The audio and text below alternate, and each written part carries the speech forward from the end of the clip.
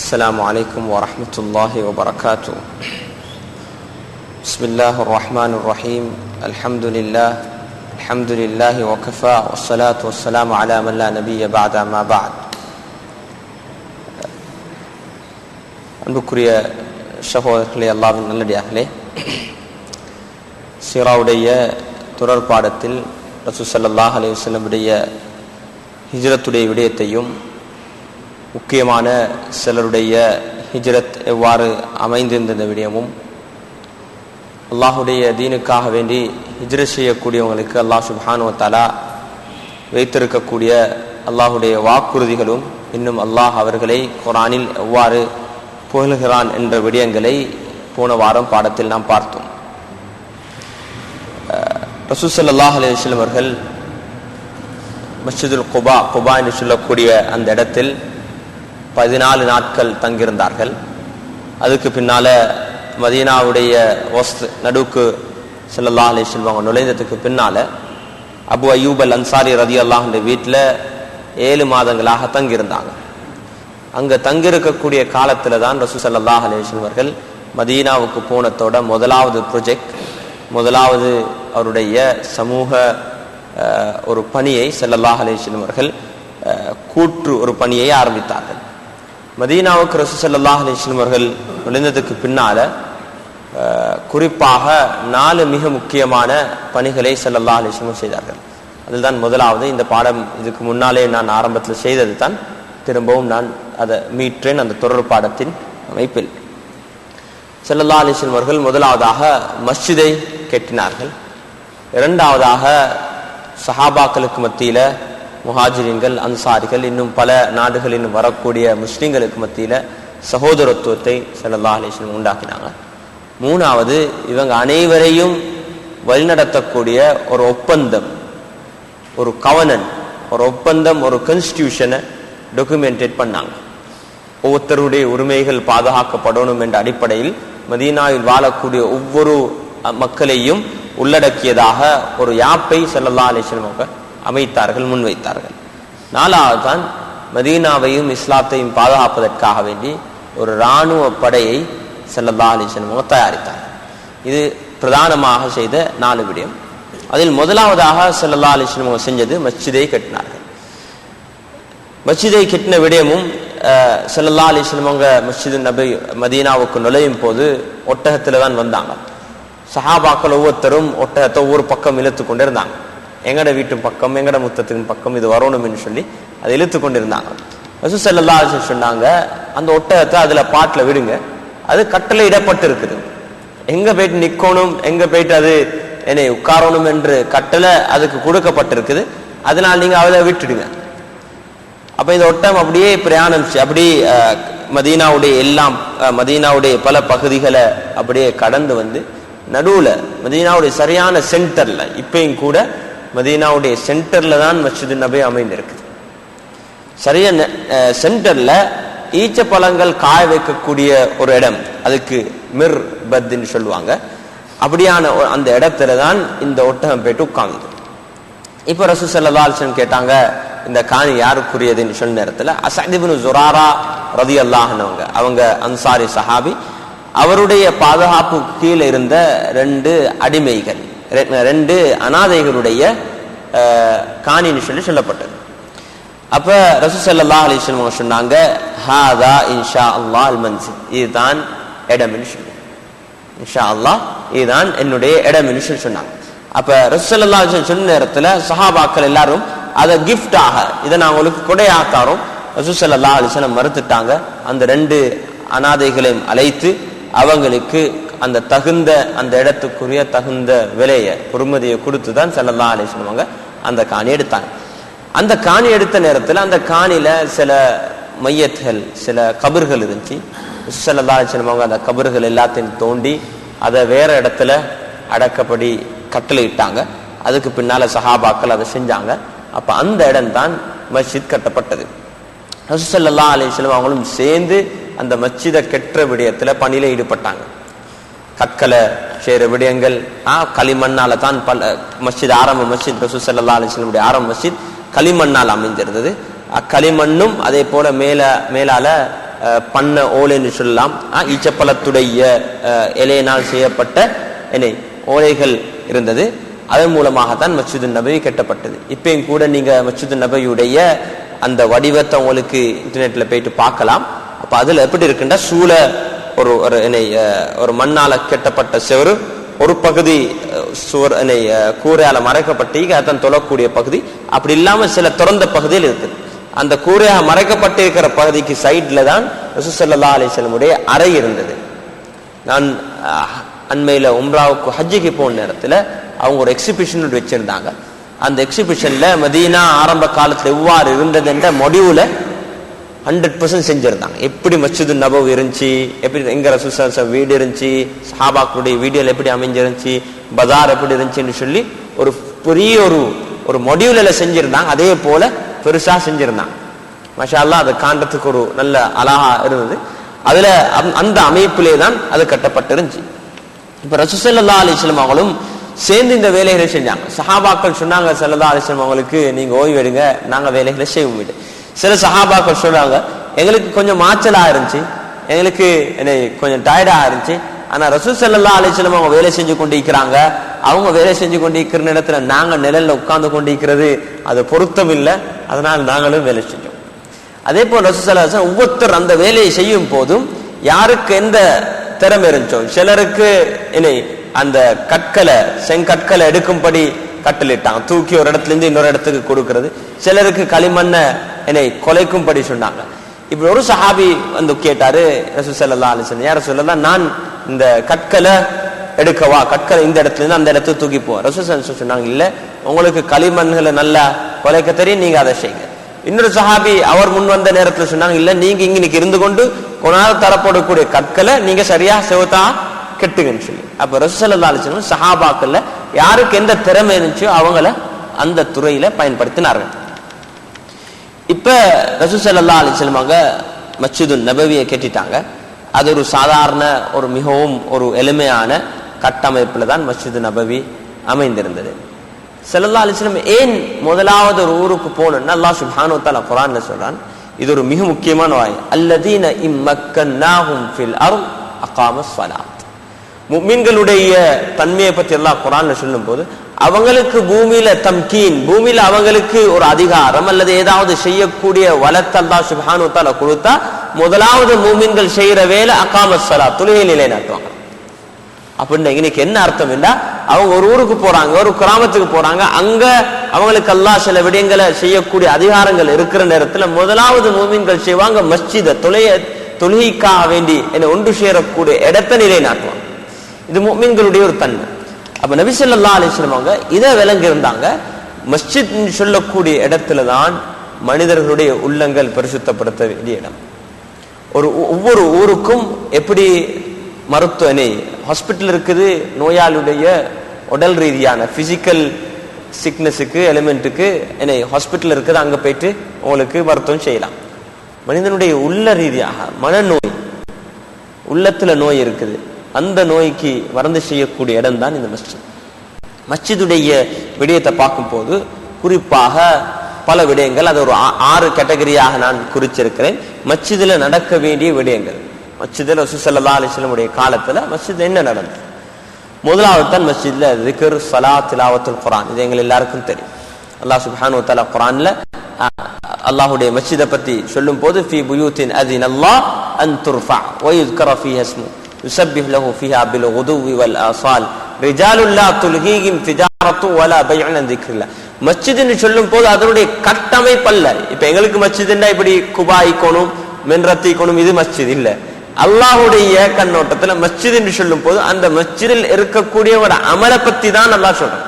அது எந்த ஒரு சின்ன வீடா இருக்கட்டும், அதுல குபா இல்ல, மின்ரத்தில் ஒன்றும் இல்ல, ஆனா இந்த அமல்கள் அங்க நடக்கிறதாக இருந்தா, அஸ்ஸிக்ர், ஸலா, திலாவத்துல் குர்ஆன் அதுக்கு வக்ஃப் செய்யப்பட்டா அதனுடைய கட்டமைப்பல்ல, அதுக்கு வக்ஃப் செய்யப்பட்டு அந்த அமல்கள் நடக்கக்கூடிய இடம் தான் மஸ்ஜித். ஸிக்ர், திலாவத்துல் குர்ஆன், அல்லாஹ்வுடைய காலையில மாலையில ஸலா, இது நடக்கக்கூடிய இடம் குறிப்பா. இரண்டாவதாக ரசூல் ஸல்லல்லாஹு அலைஹி வஸல்லம் மஸ்ஜித் தஅலீம், படிச்சு கொள்றது, படிச்சு கொடுக்கக்கூடிய விடயம். தாலீம் என்று சொல்லும் போது எல்லா விதமான தாலீமும் இதுக்குள்ள உட்படப்பட்டிருக்கிறது. ஃபதாயிலுடைய தாலீம், மக்களுக்கு அமல்கள் செய்யக்கூடிய ஆசாரம் ஊட்டக்கூடிய தாலீம், மசாயிலுடைய தாலீம், மக்களுக்கு சட்டத்திட்டங்கள் படிச்சு கொடுக்கக்கூடிய தாலீம், இப்படியான பலவிதமான தாலீம்கள் மஸ்ஜிது நபவியில நடந்துச்சு. மஸ்ஜித் நபவியில பலவிதமான தாலீம்கள் நடந்துச்சு. ஆனா அங்கு இருக்கக்கூடியவர்கள் அல்லாஹ் சுப்ஹானஹு வ தஆலா குர்ஆன்ல சொல்லக்கூடிய ரிஜாலுல்லா துல்ஹீஹிம் திஜாரத்து வலா பையுன் அன் ஸிக்ரில்லா, அதுக்கு ரெண்டு விதமான தஃப்சீர்கள் உலமாக்கள் முன்வைக்கிறாங்க. ஒன்று, அந்த மக்கள் எப்படியானவங்களா இருந்தா அவங்க வெளியில வியாபாரத்துல இருப்பாங்க, ஆனா எப்ப தொழுகையுடைய நேரம் வரும்போது, தொழுகையுடைய அழைப்பு வரும்போது அது அவங்களோட தொழுகைக்கோ அவங்களோட திக்ருக்கோ எதுக்கும் அது தடையாக இருக்காது, நேரத்தில் வந்துடுவாங்க. இன்னொரு தஃப்சீரை சொல்றாங்க எப்படின்னா, அவங்க தொழுகை மஸ்ஜிதுக்கு வந்துட்டாங்கண்டா அவங்க உலகத்தை மறந்துடுவாங்க. அது அவங்களுக்கு இடைஞ்சல் இல்லை. மஸ்ஜிதுக்குள்ள வந்து அங்க வியாபாரம் வந்துட்டா அது நடந்துச்சா இது நடந்துச்சான்ற சிந்தனை இருக்க மாட்டோம். மஸ்ஜிதுக்குள்ள அவங்க இபாதத்துல அல்லாஹுடைய சிந்தனை. இந்த ரெண்டு விஷயம் வெளியில இருக்கும் போது அல்லாஹுடைய அதான் இந்த மஸ்ஜிதுடைய அழைப்பு வந்தா அது அவங்களோட அந்த வேலை அந்த சோலைகள் அவங்களுக்கு தடையாக இருக்காது, அவங்க உள்ளுக்கு வந்துடுவாங்க. இதுக்குள்ள வந்ததுக்கு பின்னால அந்த சிந்தனையோட என்ன செய்ய மாட்டாங்க, இருக்க மாட்டாங்க. இதுக்குள்ள இந்த சிந்தனை ஆஹ்ராவுடைய சிந்தனை, இபாதத், அந்த விடயத்துல அவங்க கவனம் செலுத்துவார்கள். அப்ப அந்த தாலீம் என்று சொல்லக்கூடிய ரசூல் ஸல்லல்லாஹு அலைஹி வஸல்லம் உடைய மஸ்ஜிது நபவியில இன்னும் இப்ப போனாலும் பலவிதமான தாலீம்கள். ஆனா அதுல குறிப்பாக அது ஒரு விடயம், அந்த தாலீம் எல்லாத்திலையும் மஸ்ஜிதுல நடக்கக்கூடிய தாலீம்ல உலக விதமான, அதுதான் நான் இது சொல்றேன், உலக சம்பந்தப்பட்ட ஆசை ஆர்வங்கள் ஊட்டப்படக்கூடிய தாலீம் மஸ்ஜிதுக்குள்ள நடக்க முடியாது. மஸ்ஜிதுக்குள்ள நடக்கணும் தாலீம் என்ன, ஆஹ்ராவுடைய தாலீம், ஷரியத்துடைய தாலீம். அதுல உலக சிந்தனை, அடைய இதை படிச்சுட்டு போயிட்டு ஒருத்தருக்கு நாங்க எப்படி business corporation business management class என்ன செய்யலாம், மஸ்ஜிதுக்குள்ள எங்களுக்கு நடத்த முடியாது. ஏன், அது உலகத்துடைய சிந்தனையையும் உலகத்தை முன்னேற்றக்கூடிய சில வகுப்புகள் தான் அது நடக்குது. ஆனா அது தவறல்ல. ஆனா மஸ்ஜிதுக்கு சொல்லி ஒதுக்கப்பட்ட இடத்துல எந்த தாலீம் நடக்கணும் என்றா ஆஹ்ராவுடைய சிந்தனையும் மார்க்கத்தோட தொடர்புபட்ட தாலீம். இது மிக முக்கியமான ஒரு விடயம். நாங்க அபிஷியலா அப்படி தாலீம்கள் செய்யறல்ல, ஆனா அன்அபிஷியலா எங்கட அந்த தாலீம் நடக்கிற, அன்அபிஷியலா வியாபாரம் பத்தி பேசப்படுறது, அன்அபிஷியலா மக்களுடைய கீபத் பேசப்படுது. இது ஒன்றும் மஸ்ஜிதுல நடக்க வேண்டிய விஷயம் அல்ல. அல்லாஹ் பாதுகாக்கணும். மஸ்ஜிதுக்குள்ள நாங்க மக்களுடைய நலவுகளை பேசணும், அதே போல அல்லாஹுடைய ஞாபகத்துல இருக்கணும். தொழுகையில மஸ்ஜிதுடைய அந்த ஹுர்மத்தை நாங்க ஏண்டியாலோ பேணணும். அந்த விடயம் ரைட். மூணாவது விடயம், முஸ்லீம்கள் சந்திக்கக்கூடிய ஒரு இடம் முலாகாத்துல் முஸ்லிமீன், முஸ்லீம்கள் சந்திக்கக்கூடிய இடம், முஸ்லீம்கள் ஒன்று கூடக்கூடிய இடம். இதில் எப்ப நல்ல சுஹ்பத், நல்லவங்க, தொழுகையாளிகள், ஈமான்தாரிகளுடைய உறவு உண்டாகுமோ அந்த நேரத்தில் நாங்க நல்லவர்களாக மாறத்துக்குரிய வாய்ப்புகள் கூட. அப்ப நல்லவங்க ஒன்று கூடக்கூடிய இடம் மஸ்ஜித். ஜும்ஆ, ஏன் ஜும்ஆன்னு சொல்லப்படுது, என்ன ஜமா, ஒன்று கூடல் என்ற அர்த்தம் தான் அதுல இருக்குது. எல்லோரும் ஊர்வாசி எல்லாரும் ஒன்று சேர்றாங்க, அதனால தான் அது ஜும்ஆ என்று அழைக்கப்படுது. சலாத்துல் ஜமா, தொழுகை ஜமாத்துடன் தொழுகிறோம். இதுல பல நன்மைகள் இருக்குது. பலரை நாங்கள் சோஷியலைசேஷன், நல்ல மக்களுடன் ஒரு நல்ல உறவை ஏற்படுத்தக்கூடிய ஒரு இடம் தான் இந்த மஸ்ஜித். பகைமையை ஏற்படுத்தக்கூடிய இடம் அல்ல, நல்லவங்களோட நல்ல உறவை ஏற்படக்கூடிய இடம். அதே போல மஸ்ஜிது நபவி மட்டுமல்ல, இது பொதுவாக எல்லா மஸ்ஜிதிலும் இந்த கட்டமைப்பு இருக்கணும். மஸ்ஜிதுகள் செய்யும் போது இந்த அறிவுகள், இந்த வழிகாட்டல் எங்களுக்கு இருக்கணும். இன்னும் ரசூல் ஸல்லல்லாஹு அலைஹி வஸல்லம் அவங்க மஸ்ஜிதுல எப்படி ஒரு இடம் வந்து வச்சிருந்தாங்க, அதையும் நான் பார்த்தேன். வீடுகள் இல்ல, போறதுக்கு இடம் இல்ல, பிரயாணம் செஞ்சு வந்துட்டாங்க, எங்கேயும் இல்லை என்று சொல்ல வரக்கூடிய அந்த முசாஃபிர்களுக்கு, ஒன்றுமில்லாத பரதேசிகளுக்கு ஒரு இடத்த மஸ்ஜிதை ஒதுக்கி வச்சிருந்தாங்க. அவங்க அங்க தங்கி இருப்பாங்க.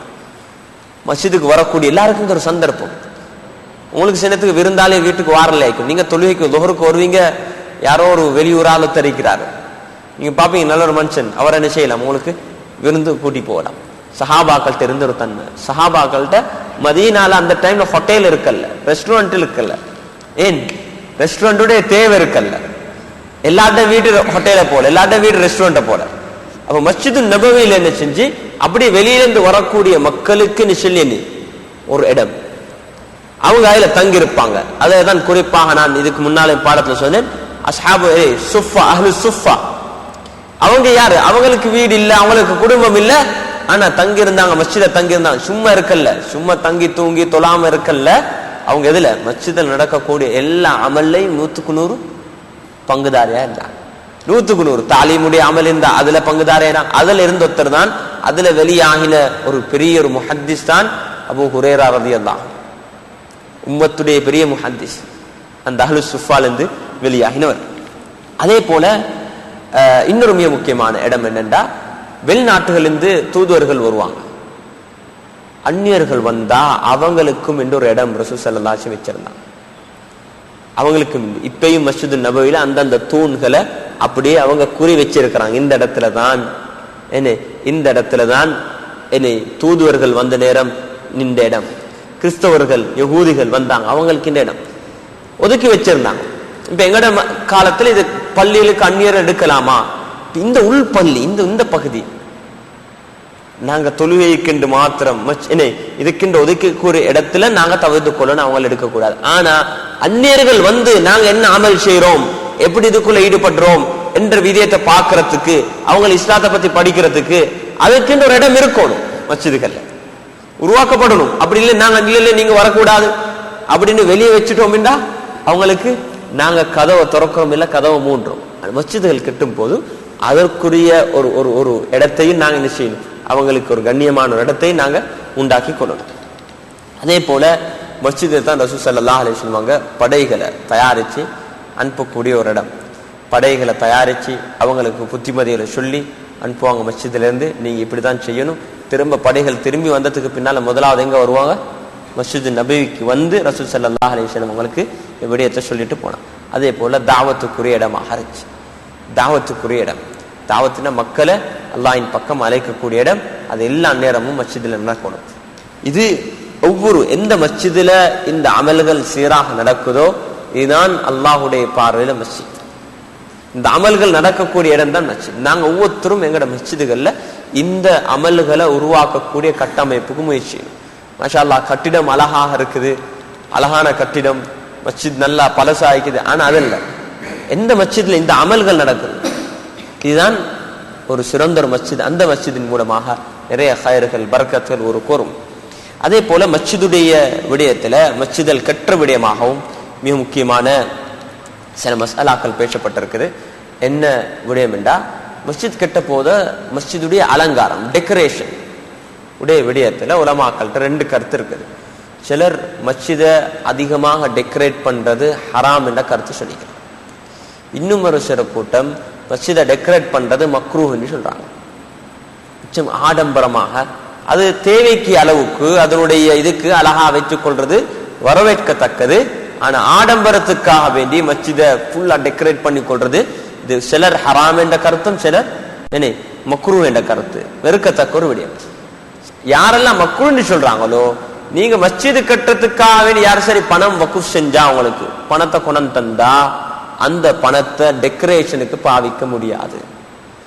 அவங்க எல்லாம் சொல்றேன் அதை மஸ்ஜிதுடைய அடிப்படை கட்டிடத்துக்கு தான் அடிப்படை வேலைக்கு தான் பாவிக்கணும் என்ற அந்த ஃபத்வாவை உலமாக்கள் அதை முன்வைத்திருக்கிறாங்க. என்ன காரணம், அந்த டெக்கரேஷன் மஸ்ஜிதுக்குள்ள உட்பட்ட விடயம் அல்ல. மஸ்ஜிதுன்னு சொல்றது அதனுடைய கட்டிடம். ஆனா அது அழகாக அதுக்குரிய அமைப்புல செய்யறது எந்த ஒரு தவறு இல்லை. முசல்லிகள் வரக்கூடிய முசல்லிகளுக்கு அவங்க நல்ல அழகாக நிதானமாக இருந்து தொழுந்துட்டு போகணும், அதுக்குரிய வசதிகளை ஏற்பாடு செய்யறது அது தவறல்ல. ஆனா அதுல ஆடம்பரம் இருக்கக்கூடாது. போட்டு இருக்கக்கூடிய அந்த மஸ்ஜிதை விட எங்கட மஸ்ஜித் பல அழகா இருக்கணும், அந்த ஆர்கிடெக்சரை விட இந்த ஆர்கிடெக்ட் நல்லா இருக்கணும் அப்படின்ற இருக்கக்கூடாது. அது இல்லாம ஒரு சாதாரணமான அமைப்புல தேவைக்கு ஏற்ப மஸ்ஜிதுகளை செய்யறது எந்தவித தவறும் இல்லை. சஹாபாக்கு அபூ தர்தா ரலியல்லாஹு அன்ஹு சொல்லுவாங்க, ரெண்டு பேரும் சொன்னாங்க, எப்ப நீங்க முஸ்ஹஃப்கள் குர்ஆனை அலங்கரிக்கணும். முந்தி காலத்துல இப்ப நீங்க கண்டிப்பீங்க குர்ஆனை டெக்கரேட் பண்ணி அதுக்கு புடவை போட்டு செய்வாங்க. குர்ஆன்களை நீங்க டெக்கரேட் பண்றீங்களோ அதே போல மஸ்ஜிதுகளை தேவைக்கு அதிகமா நீங்க டெக்கரேட் பண்ணா அதுதான் உங்களோட அழிவுக்கு ஆரம்பம் என்று சொல்லி அபூ தர்தா ரலியல்லாஹு அன்ஹு சொல்லுவாங்க. தேவைக்கு அதிகமாக நாங்க ஆடம்பரமா செய்யும் போது அந்த பள்ளியில இருக்கக்கூடிய ரூஹானியத் இல்லாம போயிட்டு, அதுல இருக்கக்கூடிய அந்த ஆன்மீக அந்த தன்மை இல்லாம போயிட்டு, மக்கள் அதுக்குள்ள வந்தும் அவங்க வந்து பள்ளியை பாட்டு அடே நல்ல இது ஒன்று இருக்குதே, நல்ல டெக்கரேஷன் பசந்து இதே என் வீட்டுல போட்டா நல்லா இருக்குமே. இப்போ பள்ளிக்கு வாரது ஆஹ்ராவுடைய சிந்தனை எடுத்துக்கொள்ள, பள்ளிக்கு வாரது என்னை தீனுடைய சிந்தனை எடுத்துக்கொள்ள, அவர் வந்து என்ன சிந்தனை எடுத்துட்டு போவார், பள்ளிக்குள்ள வந்து அவர் துனியாவுடைய அந்த சிந்தனை எடுத்து போகக்கூடிய இடமாக மஸ்ஜித் ஆகக்கூடாது. இது இந்த விடயத்தில் நாம் ஒவ்வொருத்தரும் கவனிக்கணும். ஆனா மிகவும் கவலைக்குரிய விடயம் தான் நாங்கள் பார்க்கிறோம். ஹரம் ஷரீஃபா எடுத்தாலும் மஸ்ஜித் நபவி எடுத்தாலும் இந்தந்த விடயங்களில் தற்காலத்தில் கவனங்கள் செலுத்தப்பட்டது அதிகமாக ஆடம்பரத்திலும் டெக்கரேஷனுக்கு ஆர்கிடெக்சர்களுக்கு அது உலகத்துடைய ஒரு போட்டியாக ஆயிட்டு கியாமத் நாளுடைய அடையாளம். அதனால அதுல இருக்கக்கூடிய அந்த ஆன்மீக உணர்வுகள் இல்லாம 2002 நான் உம்ராவுக்கு போனேன்.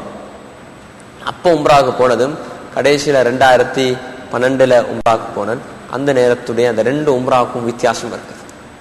என்ன காரணம்? அங்க அந்த ஒவ்வொரு வருடமும் ஒவ்வொரு மாதமும் அந்த பழமைகள் இல்லாமகி அது ஒரு சும்மா ஒரு கட்டிடமாக ஒரு டெக்கரேட் பண்ணப்பட்ட அலங்கரிக்கப்பட்ட மக்களுக்கு இனி காண்பிக்கப்படக்கூடிய ஒரு கட்டிடமாகத்தான் ஒவ்வொரு வருடமும் அது மாறிக்கொண்டே இருக்குது. அந்த அமைப்பில் அந்த ஆன்மீக ரீதியான அட்டாச்மெண்ட் எங்களோட உள்ளத்திலிருந்து இல்லாம போயிட்டு கொண்டு இருக்குது. இப்ப ரசூல் ஸல்லல்லாஹு அலைஹி வஸல்லம் அவங்க இந்த மஸ்ஜிதை ஒரு சென்டராக ஒரு ஒரு ஒரு ஒரு சென்டராக ஒரு நிலையமாக ஸல்லல்லாஹு அலைஹி வஸல்லம் பயன்படுத்தினாங்க. அப்ப அந்த மஸ்ஜிதை நிலையமாக பயன்படுத்தி எதுக்கு ஒரு நிலையமாக பயன்படுத்தினாங்கன்னா ஆன்மீக ரீதியாக மக்களை வளப்படுத்துவதற்காக. இந்த உலகத்துல சிறந்த மனிதர்கள் உருவாகின இடம் தான் ரசூல் ஸல்லல்லாஹு அலைஹி வஸல்லம் உடைய மஸ்ஜித் நபவி. சிறந்த மக்கள் உருவாகின தி பெஸ்ட் ஹியூமன் குவாலிஃபிகேஷனோட வெளியாகின மக்கள் உருவாகின இடம் தான் அது. அவங்களோட சந்ததிகள் அவங்களோட தொடர் அவங்களோட மாணவர்கள் தான் உலகத்துடைய சரித்திரத்துல சிறந்த ஒரு பணியை ஆற்றுவார்கள். என்ன ஆற்றம்? அதனுடைய அந்த ஆன்மீக இடம். இப்ப மஸ்ஜிதுன்னு சொல்லும் போது அதனுடைய இமாமோ நிர்வாகம் இந்த காலத்துல எல்லாம் ஒரு ஒரு ஒரு ஒரு எப்படி நடந்திருக்குன்னா ஒரு அரசாங்க ஜப்ல எல்லாரும் ஒரு தொழில் செய்யறத போல ஆன்மீக ரீதியான ஒரு அட்டாச்மெண்ட் என்று இது ஒன்று இல்லை. பள்ளியில இமாம் இருப்பாரு, இமாமோட ஆன்மீக ரீதியான ஒரு தொடர்பு திக்ருடைய விஷயமோ ஃபிக்ஹுடைய பாடங்களோ அல்லது ஃபதாயிலுடைய விடயங்களோ படிச்சுட்டு போகக்கூடிய அந்த ஒரு சூழல் இல்லை. வந்தாச்சு இமாம் அவருடைய கடமையை செய்வாரு, தொழுவிப்பாரு, போயிட்டுவாரு, எல்லாரும் மாஷா அல்லாஹ் போயிட்டுருவாங்க. இது ஆன்மீக ரீதியான ஒரு அட்டாச்மெண்ட் இருக்கணும். மஸ்ஜிதில் இந்த அமல்கள் மஸ்ஜித் எப்பயும் ஹயாத்தாக இருக்கணும். ஒவ்வொரு பாடங்கள் ஒவ்வொரு எல்லாரும் ஒரு இமாமுக்கு எல்லாத்தையும் செய்யலாம். அப்ப இருக்கக்கூடிய உலமாக்கள் பயன்படுத்தப்பட்டு யாருக்கெல்லாம் அந்த தேவை இருக்குதோ தேட்டம் இருக்குதோ அந்த அவங்கள அழைக்கக்கூடிய ஒரு இடமாக இது மாறும். ஒருத்தருக்கு பலவிதமான நோய்கள் ஒரு விடும்போது ஒரு போயிட்டு சொல்லக்கூடிய இடம் இல்லாம இருக்குது, கன்சல்ட் பண்ணி பேசக்கூடிய இடம் இல்லாம இருக்குது. அதுக்குரிய இடமாக இருக்கணும். ஒரு ஆளும் இருக்கணும் 24 மணி நேரம். யார் சார் ஒரு பிரச்சனையோட வந்தா அவருடைய பிரச்சனைக்கு சொல்யூஷன் கவுன்சிலிங் கொடுக்கக்கூடிய இடமாக இருக்கும். நபி ஸல்லல்லாஹு அலைஹி வஸல்லம் மஸ்ஜித் நபவியில் இருப்பாங்க. உமர் ரலியல்லாஹு அன்ஹு அபூபக்கர் சித்திக் இவங்களோட காலத்துல இருப்பாங்க. யாராவது பிரச்சனை ஓடி வருவாங்க, வந்தா அவங்களோட பிரச்சனைக்குரிய சொல்யூஷன் வழிகாட்டல் கொடுக்கப்படும். அப்படி இல்லைண்டா என்ன செய்வாங்க? தவறான வழியில போவாங்க, நிராசை அடைஞ்சிடுவாங்க. அப்போ ஒவ்வொரு அந்தந்த காலத்துல தேவையான தலைப்புகள் கொடுக்கப்பட்டு அந்த தலைப்புகள்ல மக்களை அழைத்து அவங்களுக்கு புத்திமதிகளை சொல்லி வழிகாட்டக்கூடிய ஒரு இடமாக தான் மஸ்ஜிது நபவி அமைந்திருந்தது. அதே போலதான் எங்கட ஊர்களையும் மஸ்ஜிதுகள் அமையணும். அந்த மஸ்ஜிதுல இருக்கக்கூடிய மஸ்ஜிதுடைய சிறப்பு எடுக்கும் போது பொதுவாக எல்லா மஸ்ஜிதிலையும் ஒரு சிறப்பு இருக்குது. எங்களுக்கு தெரியும், நாங்க வீட்டுல தொழுவதை விட மஸ்ஜிதுல தொழுவது சிறந்தது. ஜமாத்துடன் தொழும் போது 27 மடங்கு நன்மைகள் எங்களுக்கு கூடியாக இருக்குது என்ற இந்த நன்மைகள் இருக்குது. மஸ்ஜிதின் பக்கம் நான் போடக்கூடிய ஒவ்வொரு எட்டும் சொர்க்கத்தின் பக்கம் ஒரு எட்டுல எங்களுக்கு நன்மை கிடைக்குது. அதே போல எங்களோட ஒரு பாவத்தை அல்லாஹ் சுப்ஹானஹு வ தஆலா மன்னிக்கிறான். சொர்க்கத்தில் அல்லாஹ் சுப்ஹானஹு வ தஆலா எங்களோட அந்தஸ்தை உயர்த்துறான். இரவு நேரங்களில் மஸ்ஜிதுக்கு போகக்கூடியவங்களுக்கு நான் கியாமத் நாளில் பரிபூர்ணமான ஒளியை கொண்டு நபி ஸல்லல்லாஹு அலைஹி வஸல்லம் நன்மாராயம் கொண்டாங்க. பரிபூர்ணமான ஒளி. இது பொதுவாக எல்லா மஸ்ஜிதிலையும் இந்த ஒரு நன்மை இருக்குது. அது அதுக்காக வேண்டி ஒதுக்கப்பட்ட இடத்துல நாங்க இந்த விடயங்களுக்கு அல்லாஹ் காண்பிப்போம். அதே போல மஸ்ஜிதுக்கு அடிக்கடி போகக்கூடியவங்களை பார்த்து ஈமான் உள்ளவங்க என்று சொல்லி சாட்சி சூறும் போது நபி ஸல்லல்லாஹு அலைஹி வஸல்லம் சொன்னாங்க. ஈமான் உள்ளவங்க சாட்சி சொல்ற மஸ்ஜிதுக்கு அடிக்கடி போகக்கூடியவங்களுக்கு இருக்கக்கூடிய ஒரு பெரிய ஒரு சிறப்பாக இருக்கு. அதே போல மஸ்ஜிது நபவி எடுத்து போகும் போது அதுக்கு சிறப்பான சில விடயங்கள் இருந்துச்சு. சொன்னாங்க, என்னுடைய அறைக்கும் மிம்பருக்கும் இடைப்பட்ட இடம் அது ரோதத்தும் ரியாதுல் ஜன்னah, சொர்க்கத்துடைய பூங்காவனத்தில் ஒரு பகுதி. அதே போல என்னுடைய மிம்பர் அலா ஹவுதி, என்னுடைய ஹவுதுல் கௌசருக்கு மேலதான் மிம்பர் இருக்குது. இந்த ஹதீஸுடைய கருத்துக்கு சிலர் சொல்றாங்க, அல்லாஹ் சுப்ஹானஹு வ தஆலா அந்த இடத்தை பொருந்தி கொண்டிருக்கிறான். நாளை கியாமத் நாள் சொர்க்கத்தில் அல்லாஹ் அதை உயர்த்தி அந்த இடத்துல அதை சொர்க்கத்துடைய ஒரு பகுதியாக ஆக்குவான் என்று சொல்லி சிலர் சொல்றாங்க. அதே போல ஹவுதுல் கௌசர் எந்த நீர் தடாகம் எங்க இருக்கும், ரசூல் ஸல்லல்லாஹு அலைஹி வஸல்லம் அந்த இந்த மிம்பர் இருந்த இடம் அந்த பூமி உயர்த்தப்படும். அந்த இடத்துல இருந்து கிணத்துல இருந்து என்ன செய்வாங்க, அந்த பூல்ல இருந்து இடத்துல உட்கார்ந்து தான் என்ன செய்யணும், வரக்கூடியவங்களுக்கு தண்ணியை புகட்டணும் கொடுக்கணும் என்று சொல்லி சில உலமாக்கள் அதுக்குரிய விளக்கத்தை சொல்றாங்க. அப்ப அந்த இடத்துல எங்களுக்கு தெரியும், மஸ்ஜித் நபவிக்கு போனா அங்க பலரும் எல்லோரும் சண்டை பிடிக்கக்கூடிய ஒரு இடம் தான். அதுல 2 ரக்காத் தொழணும் என்ற ஒரு அதுல தனியாக அதுல மாத்திரம் தொழுறதுக்கு சொல்லி ஒரு சிறப்பம்சம் உண்டு இல்ல, தனியாக ஒரு சிறப்பம்சம் இல்லை. ஆனா மஸ்ஜித் நபவில தொழக்கூடிய தொழுகை ஒரு தொழுகைக்கு 1000 மடங்கு. இது ஒரு மக்களிடத்துல ஒரு தவறான ஒரு கருத்து இருக்குது, நான் கண்டில்ல. எல்லாரும் சொல்ற பொதுவாக மிம்பர்கள்லையும் குத்துபாக்கள்லையும் கேள்விப்பட்ட ஒரு விடயம் தான், மஸ்ஜிதுல் ஹராம்ல 1 லட்சம், மஸ்ஜிது நபவில 50,000, மஸ்ஜிதுல் அக்ஸால 1000 என்று சொல்லக்கூடிய ஒரு கருத்து தான் பல அடிக்கடி இது கேட்கப்படக்கூடிய விடயம்.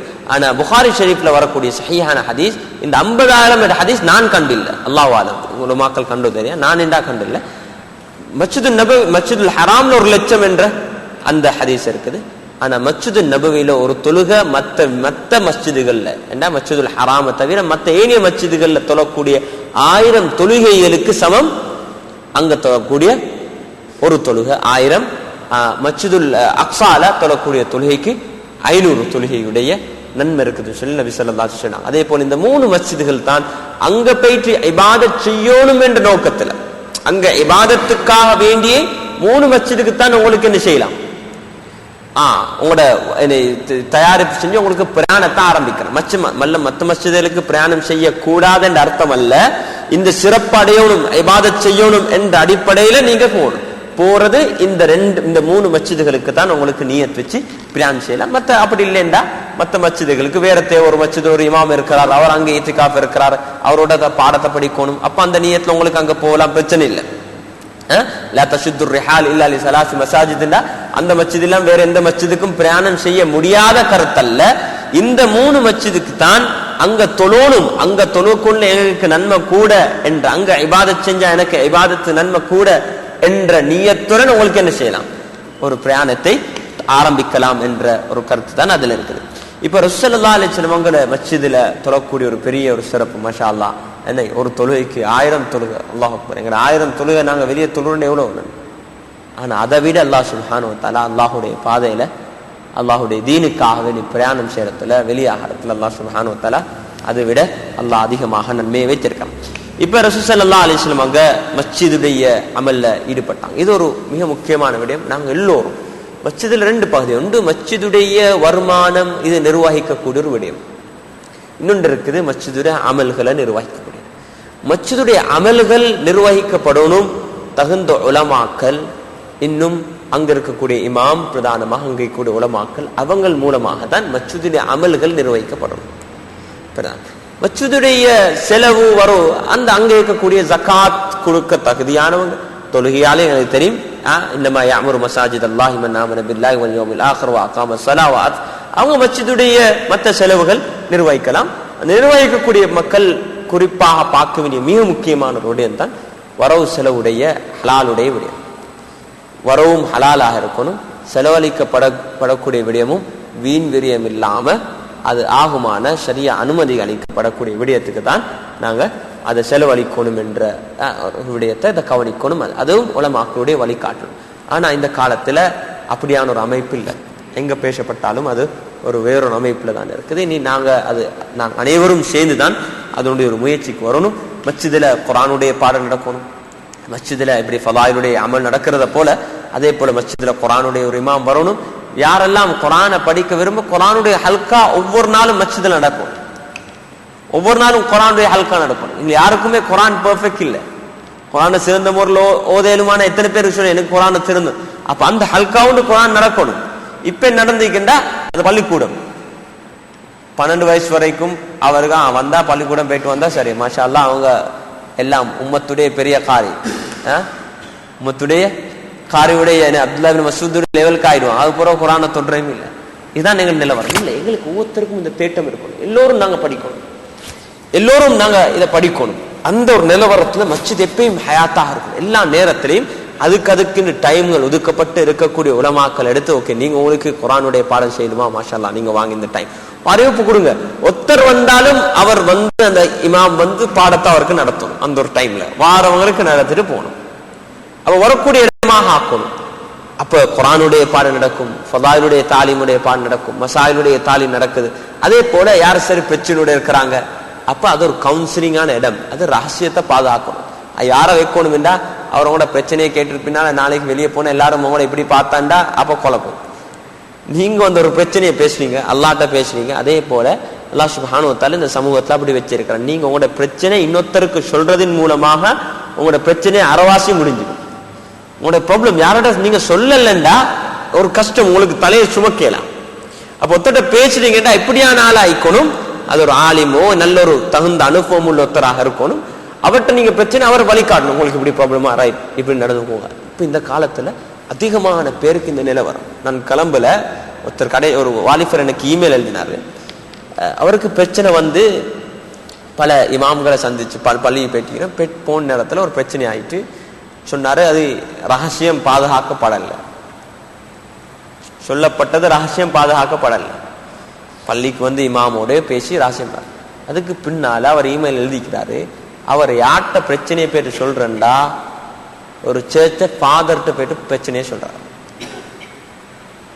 அவர் விட்டு பிரச்சனை, இவருக்கு ஏதாவது பிரச்சனை வந்தா என்ன ஆன்மீக பிரச்சனைடா, சல்லி பிரச்சனை எங்கடாக்கள் சல்லி பிரச்சனை தான் வர, எல்லாம் சல்லி தான் எங்கடாக்கள் நினைச்சுக்காதான் பிரச்சனை. குடும்ப பிரச்சனை இருக்கும், பிள்ளைகளோட பிரச்சனைக்கும், சில விடயங்களுக்கு முடிவு எடுக்க இல்லாம இருக்கும். என்ன நான் செய்யற கன்ஃபியூஸ், நிறைய விஷயம். இது மக்களுக்கு தேவை வழிகாட்டு. என்ன செய்யறது, சில தவறான விடயங்கள் ஈடுபட்டிருப்பாங்க. இப்ப தவறுல இருந்து வெளியே வரக்கூடிய நோக்கத்துல எதிர்பார்க்கிறாங்க. யாரை போயிட்டு பாக்குறது, எங்க போறது, யார் வழிகாட்டணும்? அப்ப மஸ்ஜித்ல அது இருக்கணும். அப்ப அவர் யார்கிட்ட போறாருண்டா, ஒரு சர்ச்ல ஃபாதர்கிட்ட போறாரு. இந்த பிரச்சனையை சொல்றாரு. அண்மையில என்னுடைய ஒரு ப்ரோக்ராமுக்கு வந்து யாரோ அவரை கூட்டி வந்திருக்கிறாங்க. அவர் உண்மைக்கு எல்லாம் பாதுகாக்கணும். வெளிரங்கமா தான் முஸ்லீம் ஆகிக்கிறார். உள்ரங்கத்துல உலமாக்களும் முஸ்லீம்களை பத்தியும் எல்லாத்த பத்தி கெட்டெண்ணம், இவங்க நல்லவங்க அல்ல. ஒரு சின்ன பொடியன். அப்ப எவ்வளவு எங்களுடைய இது இஸ்லாத்துல இருக்கக்கூடிய பிரச்சனை அல்ல, இது எங்களோட இருக்கிற பிரச்சனை. இஸ்லாத்துல அந்த ப்ராப்ளம் இல்ல. இஸ்லாம் மாஷா அல்லாஹ் தூய்மையான ஒரு மார்க்கம். இஸ்லாத்துல இந்த ப்ராப்ளம் இல்லை. ஆனா அதை இடமாகிக்கும். இப்ப நேற்று முதனாத்து ரோஹுனு யூனிவர்சிட்டியில இருந்து ஒரு ப்ரொஃபஸர் உண்டு. அவர் இஸ்லாத்தை விளங்கணும். அவர் கல்ச்சரல் எந்த ஆர்கியாலஜிக்கல் டிபார்ட்மெண்ட்ல வேலை செய்யறாரு. அவருக்கு இஸ்லாத்துடைய கல்ச்சர், இஸ்லாத்துடைய கலாச்சாரத்தை படிக்கணும், விளங்கணும். இப்ப வாராரு, அங்க யாரும் அனுப்பி வச்சு வாராரு. வந்தா ஒரு நாளைக்கு ஒரு அவர் கொடுத்திக்கிறேன். நான் உட்காந்து ஒரு அவருக்கு வந்து செலவிடுங்க. இப்ப ஒரு பாடம் தான் செஞ்சுக்க. என்ன பாடம்? ஒரு புள்ள பிறந்தா இஸ்லாத்துல செய்ய வேண்டிய விஷயங்கள் என்ன, அதை படிச்சுக்கிறார். இது மஸ்ஜித் இருக்க வேண்டிய ஒரு இடம். அதை சொல்லி கொடுக்கணும். அவங்க படிச்சுட்டு போகணும். இதில் நாங்க இதை யாரும் கவனிக்கிறல்ல. இது முன்னேற்றணும், இதை வழி நடத்தணும் இல்ல. வாலிபர் இப்போது எங்களுக்கு தெரியும், எல்லாருக்கும் நடக்கக்கூடிய இந்த காலத்தில் இருக்கிற ஒரு பிரச்சனை தான் பிப்ரவரி 14 எல்லாருக்கும் தெரியும். அது காதலர் தினம் என்று சொல்லி எல்லாரும். அப்ப இந்த காதலர் தினம் என்றா என்ன, இது யார் உருவாக்கின, இதுக்கு பின்னணியில யார் இருக்கிறாங்க, இதுல அவங்க என்ன எதிர்பார்க்கிறாங்க, நாங்க முஸ்லீம் வாலிபர்கள் எப்படி நடந்து கொள்ளணும், அந்த காலத்துக்குரிய தேவையான தகுந்த வழிகாட்டல மஸ்ஜிதில மூலமாக கொடுக்கப்படணும். அதுக்குரிய அறிவையும் அல்லாஹுடைய அச்சத்தையும் கொடுக்கப்படுற நேரத்துல ஒரு சிறந்த ஒரு சமூகத்தை எங்களுக்கு கட்டியெழுப்பலாம். அப்படி இல்லாம கட்டிடம் நல்லா இருக்குது, 5 நேரம் வந்து தொந்துட்டு போறாங்க, சும்மா வராங்க போறாங்க, ஒருத்தரோடு வேலை செஞ்சுட்டு போறாங்கன்னு சொன்னா அல்லாஹ் பாதுகாக்கணும். நாங்க எங்களோட சமூகத்தை இழந்துருவோம். ஒரு சிறந்த ஒரு சமூகத்தை கெட்டெழுப்ப முடியாது. ரசூல் ஸல்லல்லாஹு அலைஹி வஸல்லம் முதலாவதாக மஸ்ஜிது நபவியை கெட்டினாங்க. மஸ்ஜிதை கெட்டினதுக்குரிய அடிப்படை நோக்கம் இந்த அமல்கள் இருக்கணும். இந்த அமல்கள் இருந்தாதான் அது மஸ்ஜித் என்ன காத்து நடிப்பது. அப்படி இல்லைண்டா சரி தொழக்கூடிய இடம் தான், ஒரு கட்டிடம் தான் வக்ஃப் செய்யப்பட்டிருக்குது. அப்படி இல்லைண்டா அந்த ஒரு ஹாஸ்பிட்டல் இருக்குது, ஹாஸ்பிட்டல் போனா ஹாஸ்பிட்டல் மருந்தெடுக்க போனா டாக்டர் இல்லை, அப்ப ஹாஸ்பிட்டல்ல பிரயோஜனம் இல்லை. ஹாஸ்பிட்டல் கட்டிக்கிறான், நல்ல கட்டிடம் எல்லாம் மீக்கி, மருந்தும் மீக்குது, இதெல்லாம் மருந்து எடுக்கலாமே, குர்ஆன் இதெல்லாம் மீக்குது. ஆனா அந்த பிரிஸ்கிரிப்ஷனை சரியா பார்த்து உங்களுக்கு என்ன மருந்து எழுதி தரது டாக்டர் இல்லை. அப்ப அந்த ஹாஸ்பிட்டல் புரோஷனம் இருக்குதா? அந்த ஹாஸ்பிட்டல் புரோஷனம் இல்லை. அதான் எங்கட மஸ்ஜிதுக்கு நடந்து. மஸ்ஜித் இருக்குது, கட்டிடம் இருக்குது, ஆனா அதுக்கு தேவையான வழிகாட்டுல கொடுக்கக்கூடிய அந்த ஒரு சமூகத்தை நாங்க, அதுக்கு தேவையான ஆக்களை நாங்க உருவாக்கல. இதுதான் அடிப்படை தேவை. அப்ப மறந்து இருக்குது, கட்டிடம் இருக்குது, அப்ப அந்த மறந்த கொடுக்கக்கூடிய நல்ல உலமாக்கள், சிறந்த மக்களை நாங்க உருவாக்கணும். அப்படி ஹயாத்தாகும் போது மாஷா அல்லாஹ் இது நடக்கும். இது என்ன நடக்குதுன்னா, நாங்க இப்ப மஸ்ஜிது வேற, மதரசா வேற, எல்லாம் பெரிய மஸ்ஜிது நிர்வாகிக்கும் மதரசா நிர்வாகிக்கும் பிரச்சனை, மஸ்ஜித் இமாமுக்கும் மஸ்ஜிதுல மதரசா உஸ்தாதுக்கு பிரச்சனை. இது நாங்க விளங்கி கொள்ளல. இது எல்லாம் ரெண்டும் ஒரே இடத்துல நடந்த விஷயம். அதை நாங்க அந்தந்த இடத்துக்கு அந்தந்த தகுந்த இடங்களை நாங்க வகுத்து அதை ஹயாத்தாக்கணும். இன்ஷா அல்லாஹ் எதிர்காலத்துல அப்படி சிறந்த ஒரு மஸ்ஜிதா அல்லாஹ் சுப்ஹானஹு வ தஆலா இந்த மஸ்ஜிதை ஆக்கி நாட்டில் இருக்கக்கூடிய எல்லா மஸ்ஜிதையும், உலகத்தில் இருக்கக்கூடிய எல்லா மஸ்ஜிதிலும் அல்லாஹ் இந்த மஸ்ஜிது நபவியில நடந்த அமல்களை அல்லாஹ் சுப்ஹானஹு வ தஆலா உருவாக்குவானாக. வாஹிர் தஅவானா அல்ஹம்துலில்லாஹி ரப்பில் ஆலமீன். வாரக்கிழமை இன்ஷா அல்லாஹ் மஸ்ஜிதை எப்படி நபி ஸல்லல்லாஹு அலைஹி மஸ்ஜிதை கட்டினாங்க, கட்டினத்துக்கு பின்னால மஸ்ஜிதின் பக்கம் மக்களை எவ்வாறு அழைக்கிறது என்ற மஷூரா ஆலோசனை, அதுதான் அதானுடைய விஷயம். தஸ்ரீஉல் அதான், அதுக்கு பின்னால மஸ்ஜிதின் பக்கம் அழைக்கக்கூடிய விடயத்தை பாடத்தை பார்த்து பார்ப்போம். அல்லாஹ் சுப்ஹானஹு வ தஆலா நம் அனைவரையும் கபூல் செய்வானாக. சுப்ஹானல்லாஹி வபிஹம்திஹி சுப்ஹானக்கல்லாஹி வபிஹம்திக அஷ்ஹது அன் லா இலாஹா இல்லா